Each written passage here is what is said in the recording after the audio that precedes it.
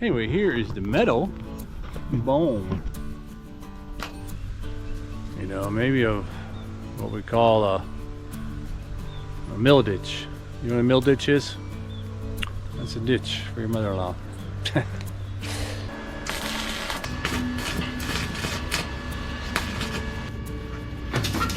Whoa. You know, I'm gonna get me a syringe.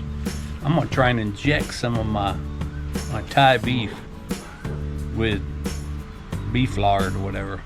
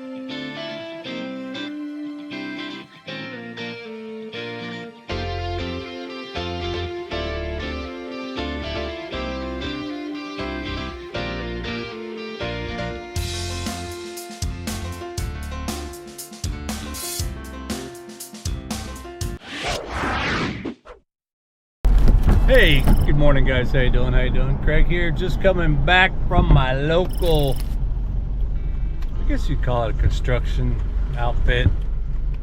It's where I buy my metal. Fabricator guy is different, but yeah, so I bought some metal for, you know, the roof project, right? And if you look, that looks pretty gray out there, man. I'm gonna have to say that I might be getting some rain today, Craig. We don't want that, so that's why I said in my earlier video, I think I gotta put the roof on, man. I gotta work on, gotta do the roof before I do render and other stuff, just so I can, you know, not get soaking wet. But I got 1-inch square tubed steel. Hope I don't smash into that thing right there. I'm gonna leave it right here. 1-inch square tube steel. I bought 8 pieces. They're 6 meters long each. My rise is 3 meters and fall is 3 meters. Uh-oh, what the heck was that? That didn't feel good. On the roof there, so I got 3 meters going up and 3 meters going down, and then it's actually more than 6 meters going across. It's just a little, it's like a 7 maybe, or 6.5, I forget. I should have made that thing exactly 6 meters. You know, I could have put another post right there and had that A-frame go there, and just have that post, have that outside post set up for like a you know, an awning or a ledge or whatever that goes out. And I could have just made this outside area just a little shorter. If I would have made it a little shorter, it would have saved me a lot of time, effort, and money. 3 very important things to consider when you are building something. Time, money, and effort.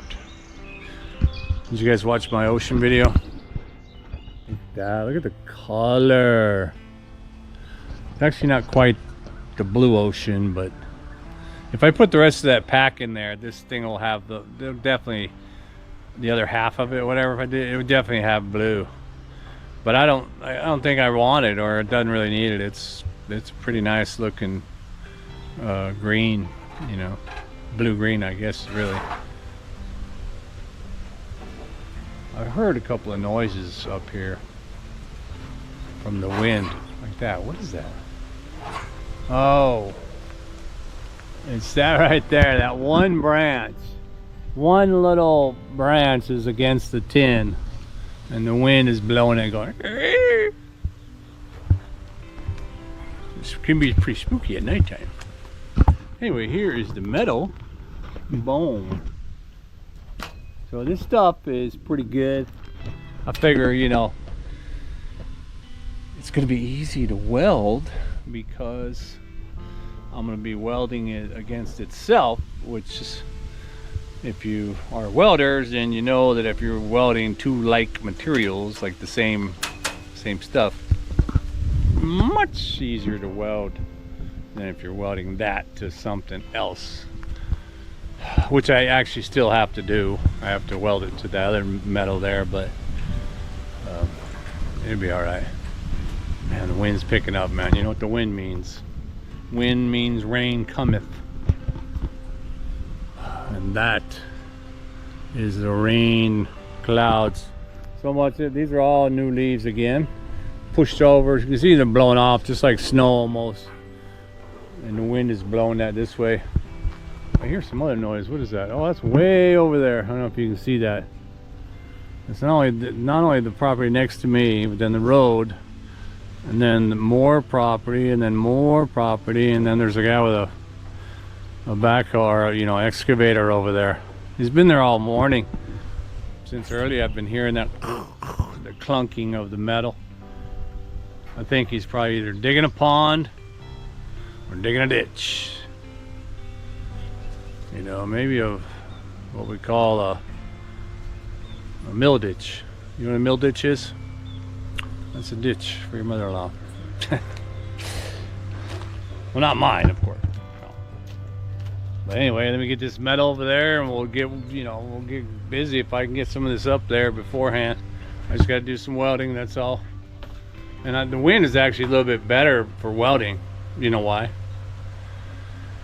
It's better for welding because it blows that toxic freaking weld fumes away from you quick enough. You breathe in that black metal smoke from welding, that can't be good, you know. All right, man, let's have at it, and we'll get into there and see if I can't get to stage 2 of building a roof. All right, back at you. Well, I figured out, I put it up there, like, you know, just clamped it up there so I could actually put it where I wanted to, and I can measure the end, because the end I need to add on, right? So yeah, I figured out that those pieces are 33 inches. 33 inches, so the metal comes all the way across, but it's short. 33 inches. Again, I could have put one right here, right at where it meets the 33, make that go over, and then just have a 33-inch opening on the end. But no, because then I have to buy the beam to do that. Unless I cut that and move it. I just cut this bar. Take one of those pieces. There's 8 pieces. They're all 6 meters. And if you're interested, they're what are that, 125 each. 1,000 baht for all 8 pieces of galvanized steel. It's pretty good. And it's not the super thin one either. It's a little bit thicker, so like 0.2 or something. So it'll weld better. Anyway, I'll use one of them to cut ends off. So I'm going to cut 4 pieces that are 33. A meter is 39. 39.4 no, yeah, 39 whatever, so it's almost 7 meters going this way, but not quite. It's 5 inches shy of being 7 meters this way, but if I remember, I think it is, you know, 1, 2, I don't know, 4 meters that way, 3. And I know I covered it in different videos. I've measured this whole thing 70 times probably, but yeah, so right now I'm just gonna hack off me 4 pieces because I'm running 2 extra ones here, and they're gonna be about two you know, 2 foot apart. Is that what that is? Yeah. And yeah, and then I'll get to welding, so let's get to it. And before the rain's coming, I'd hate to be welding and then all of a sudden starts raining. You know how that would end up. Really bad. All right, back at you.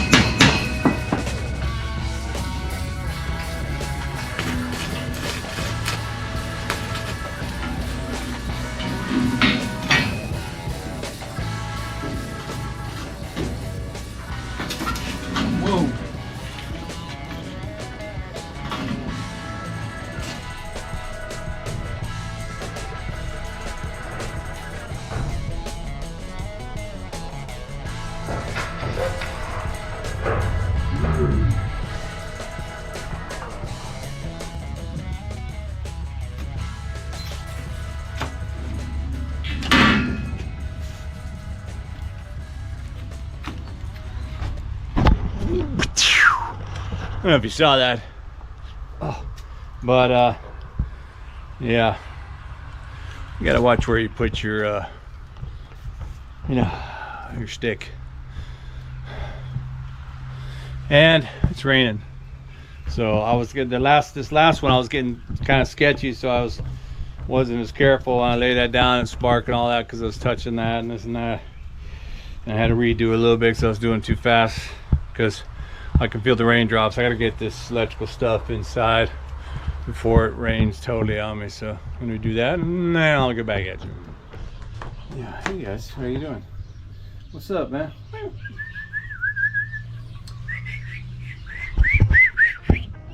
Whoa, they're still screaming for food. They heard me touch it. Sorry, gonna have to wait for your mama on that one, boys. Oh my god.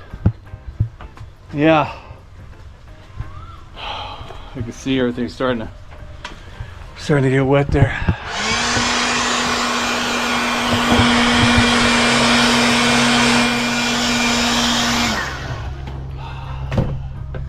You know, it cooled me off there.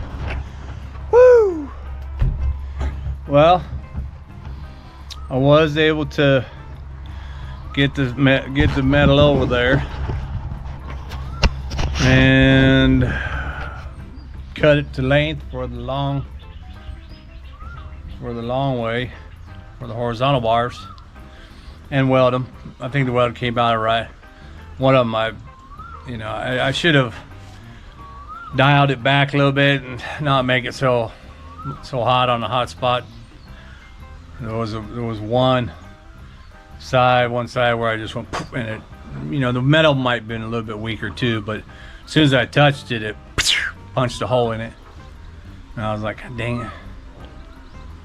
So, but it's in good shape. And those the welded side, I'm gonna put those on the far side, on that far end out there where there ain't really gonna be much in terms of, you know, the critical need for support. The roofing on that end is going to be, you know, the plastic, like you know, the sheets, the corrugated sheets, colored sheets or whatever, a little bit transparent. I was thinking, you know, maybe like a green or a blue-green color to kind of cast when the sun comes, that forward section will kind of be lit up during the day in a blue hue, you know. What do you think? Am I high or what? And the rear section will be too, but the rear section again has another roof over whatever I do on the inside, and that roof will, you know, slide out, right? So, but I originally thought I was going to make the sidebars first, but now that I have long bars, I think, you know what, no, I think it's better I put the long bars in place, and even the, you know, the crossbars in place. After that's all in place, I'll be better suited to see how much farther out this way I need to lay the bar for the, you know, sliding roof. So, and that will determine the angle at which this part goes, right? The sidebar, you know, the side track. So, yeah, I'll do that first. But I think if it's a good day tomorrow, you know, like, you know, today was a good day. It's starting to rain now, and it's gonna probably rain tonight. But if it's okay in the morning and it looks like it's gonna be a good day, then I'm just gonna go ahead and start on it first thing in the morning, and then I'll be able to, you know, oh my God, I gotta turn here for a minute. Oh, my back cracking. Yeah, I'll just be able to start on it in the first thing in the morning, and then welding up those 4 bars should not be too difficult of a task. Knock on wood. But then it'll just be a matter of cutting the bars for the cross, right? So there's going to be 2 horizontal in addition to the 2 tight horizontals at the bottom that are already there. And then I'm going to make 2 vertical. So the grid pattern is not going to be very tight. You know, it's not going to be like, oh, they're a foot across, you know, like, or a foot and a half apart, and like that, because it's not, how do you say it, it's not the supporting roof. That roof will have, or those bars will be supporting, you know, plastic sheeting or polycarbonate sheeting. The actual roof, the movable roof, will probably be stronger in terms of the carried weight. You know, I don't want it flexing. I don't want it flexing down and then winds up touching the interior roof, right? If you follow me. But yeah, maybe, just maybe, I can finish tomorrow with all the welding for, you know, the crossbar, and then I can and then maybe design what I'm going to need for the sides that are going to be also on the track, right? So I still got to work that out. I don't have the actual side track game set up yet. I wanted to finish the cement and everything, which I did, and I don't know if you can see it, but yeah. So, and it's closer in the other videos, but as those metal bars stick out in that Adobe kind of style and consistent with the next metal bar and then one down there at the pole, the idea is to lay another bar across the top, all of that, and maybe lay it kind of lay it, you know, lay the bar flat like a platform, you know, like 4-inch will probably be enough. And then just lay that flat all the way down, and then have a round bar in the middle of that going down, so that that can be used actually as the track itself, track base. So we'll see how that squirrely little project's gonna get going. You know, I didn't write. I mean, I kind of initially drew some stuff on paper a few times in my head, just kind of chit chat like that on paper in my office space.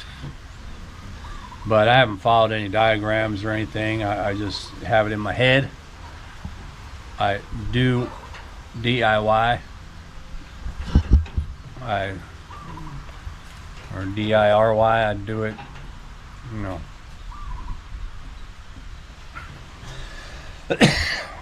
I just do it by myself. All by myself. Oh. Well, it's already, you know, pretty late in the afternoon. It's probably 5:30, something like that. Which means that we're gonna have to figure out what we're going to do for dinner. There's a new, oh, that's right, man, we can go there. I had steak last night. I don't know if you guys ever seen this meat. It's the first time I saw it yesterday when we were at Macro. I mean, they probably got it in America unless it's illegal to do that. But it was meat. I think it was meat from Australia anyway, so maybe it's legal there. But it said, I don't know if it was ribeye or what. I forget what the cut was, but it's a nice little thick cut and a nice size.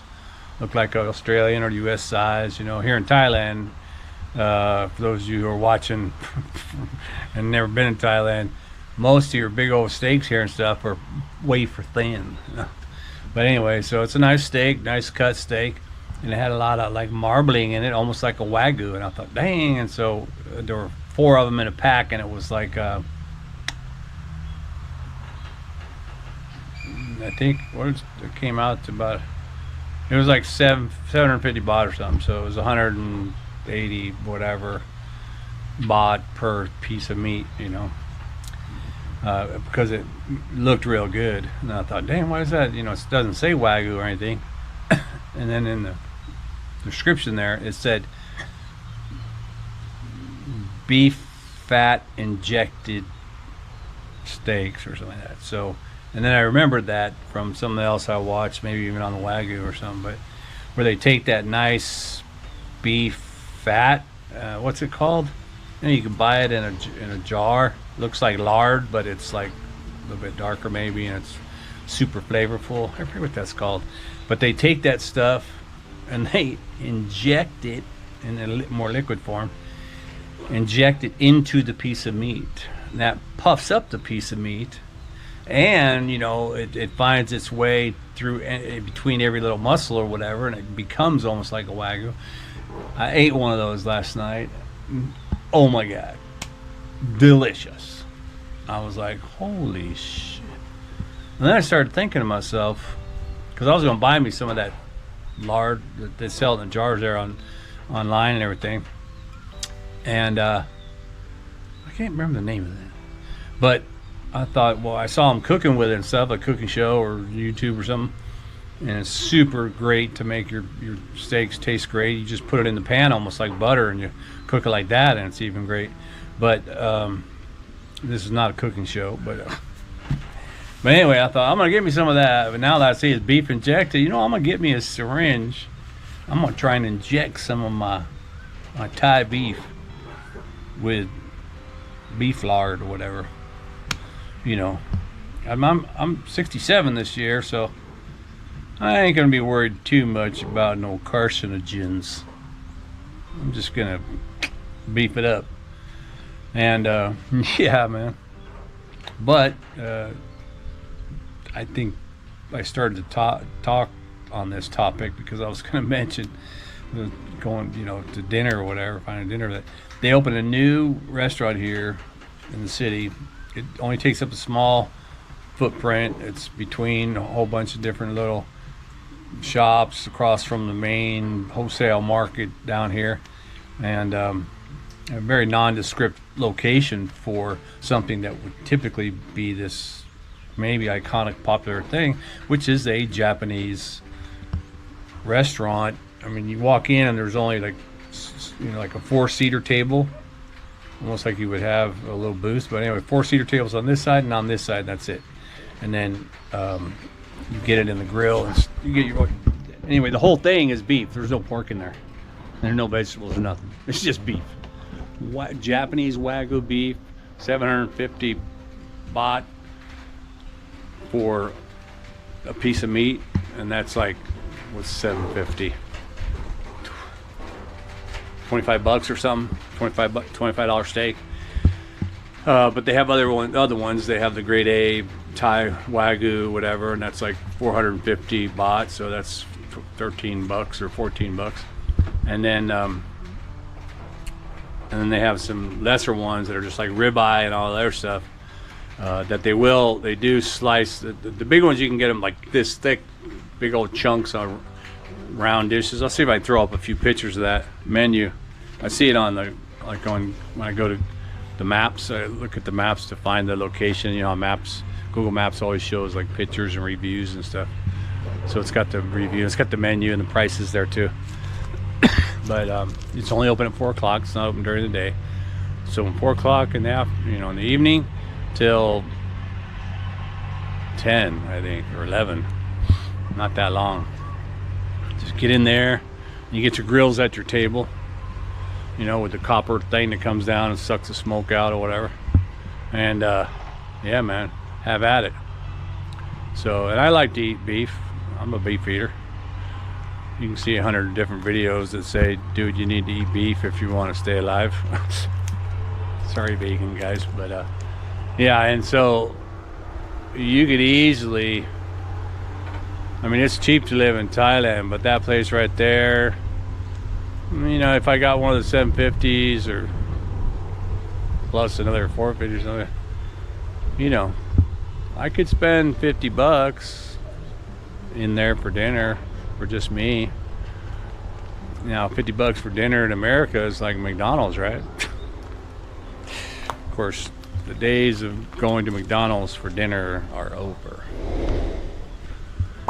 We don't play that way now. I see the water, the rain hitting the water. It's just letting me know. It's letting me know that it's gonna be coming down. I gotta move my truck back into the parking spot. Well, should I conclude this video or should I attach something else to it? I don't know. I was gonna tell a story. True stories, kind of like Tales from the Crypt. But I'll save that one. I gotta be in the mood. What the?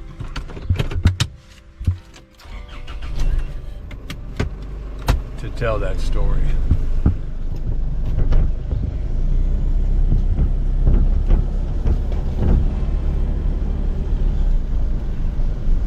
Speaking of telling stories, you know, I always, when I traveled and I came home, or I shouldn't say I came home, whenever I traveled and I would arrive back in America and I'd swing by and see all my friends and stuff, you know, stop by all their houses, whatever. My family too, but my family wasn't real, they never were real receptive to my, you know, animated storytelling. Probably because they heard it their whole life or something. And also, I obviously I'm a little bit more hyped up when I'm talking to my friends, you know, and I certainly have used different vocabulary or whatever. But in that previous video I made where I was talking about the comments when I made about Social Security, one of the comments I remember now was this lady, and she said something about whatever, good, you know, good. It's good information like this. They, you know, you spend 10 minutes talking about this, and then you know, 20 minutes of just yapping about, you know, nothing or something like that, you know, or yapping about people, you know, complaining or something. And I said, and I had to reply. I try to reply to actually everyone. At least I just give everybody a like. You know, I don't thumbs down anybody. If I really think you shouldn't have a comment, I'm gonna delete you. But that's like, you know, really hateful, weird, racist, ugly comment or something. But for the most part, all these knuckleheads say everything on both sides of the fence. I just like, and then I'll comment back when I can. Well, this girl, I said, hey, well, thanks for watching the whole video. And yeah, I know what you mean, you know. My friends used to call me Sir Yap-a-lot. So, hey, thanks for that. Of course, I was being facetious. But, I did have one friend tell me, because I would talk so much, that one of my friends, when I was younger, I've never forgot it because I don't know why, I just never have. He said, Craig, man, you know what, bro? You would be so much better if you just wouldn't talk so much. And I was like, what? Fuck you. But it actually, I did kind of take heed to that. I had it in the back of my head, not because, you know, because it hurt me or anything, but because it kind of gave me a little bit of a grip as to there are times when you should slow it back down and let other people talk. You know, that's, I mean, that's the beauty of YouTube, right? I do all the talking here, man. Nobody's gonna tell me to be quiet. You can say something in the comments, but by then I'm already done talking. But throughout my career, as I would, you know, became a supervisor basically, and in a position of authority where, you know, hundreds of people relied on me and all that. My battery died right there. But yeah, so they, yeah, and in those positions, you know, you'd have to have a you know, bunch of different meetings. I was very anti-meeting. I mean, like in the beginning, a lot of my colleagues, you know, at the same level, we would have our meetings, but they would have a meeting like every week with the staff. Like every week, the staff would get done with their daily work, and they would have to have a meeting afterwards, like once a week or whatever. Maybe even some of them Tuesday, Thursday or something. But I was like, I actually enjoyed that because I was, you know, I talked too much. But and I had so much to share, you know, in a meeting environment. But I realized that, you know, there is truth to the title of death by meeting. So I was like, do you guys, you know, let them vote. You know, you don't want these meetings, whatever. Okay, we'll kick them loose. And then we'll have a meeting once a month. You know, like one, I think the last Thursday of every month, you have a meeting. So we clear up stuff. But at any time they want individual meetings or anybody, you know, I mean, there's a lot of employees, but you want to come up, then, you know, the door's always open. Just come up and, you know, we'll have our own little meet and greet and whatever you want to say. But I would also, I think I even moved away from that to where it was like, you know what, I mean, you know, I'd have this outtake about the meeting. It was like, well, I mean, was there value in what we just did during that last hour of the meeting or whatever? Was there something going on? Did you learn something? Did you take something away, etc.? And invariably, if it was like, well, I could have done this, the time would have been better spent in, you know, in my own space and improving my workload or my room or whatever. And then I was like, well, you know what? Then I'll tell you what, you know, put it to the vote, and we'll have a meeting when, you know, when I deem it, you know, that there's like critical information that I need to get out to you guys that will probably wind up having questions and stuff. I mean, I could just send you memos and stuff, but you know, half of those don't get read. If I want to make sure everybody gets the message, I'll call the meeting, get the message out there, receive the feedback, see if I can, you know, sort it out, whatever, and stuff like that. Or if there's something that needs to be dispersed, you know. Of course, nobody ever really argued about having a meeting if there was a ton of food. And then, yeah, all you meeting people, you know about that, right? You know, if I set out the buffet, yeah, everybody's going to show up. And they'll eat and not listen. But, no. But anyway, you know, I would, yeah, I knew I started to have to pull back as much as I had a lot to say. You know, I try and maybe include it in a newsletter thing or brief or whatever. And yeah, dang, man, my throat. But now, you know, that I'm here retired in Thailand, I live on a big old farm with just my wife, 2 cats, 1,000 birds, 6,000 fish, some big old snakes. And you know, I mean, I got a neighbor over there, but he does his own thing. He's busy as I am, man.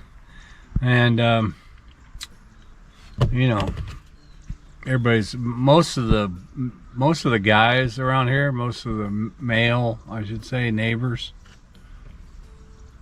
they're all working their farms, man. They're busy. You got time to chit chat, you know. And most of actually, other than my neighbor right here, you know, half all these other foreigners, or more than half of these foreigners out here, they don't speak English as their native tongue. They're German or Austrian or Swedish. And, you know, they don't know all the words, so I couldn't really talk like I normally do.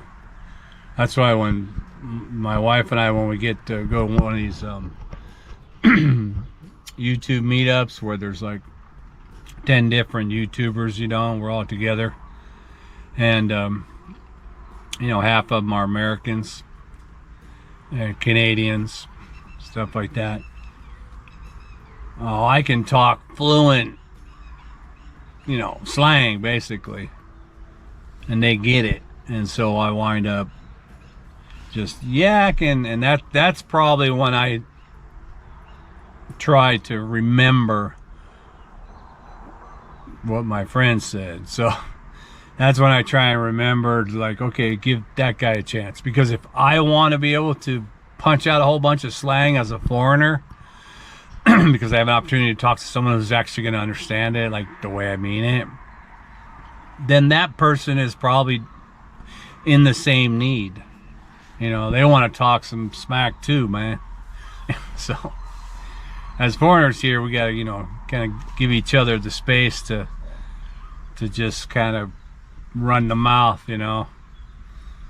Not so much because, you know, we don't shut up so much as it is that, you know, it's a unique feeling, I think, when you live in a second language in another country that speaks a different language.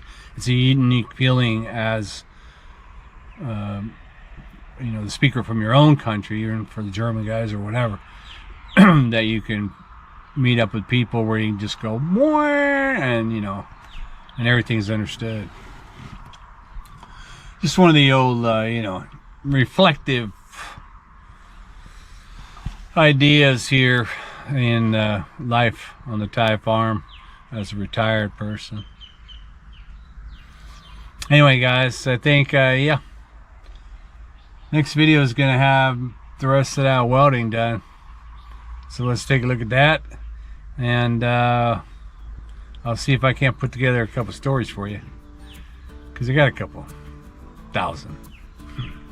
All right, man. Well, hey, thanks for watching, and keep watching, and I'll get back at you with more tantalating tales from the crypt.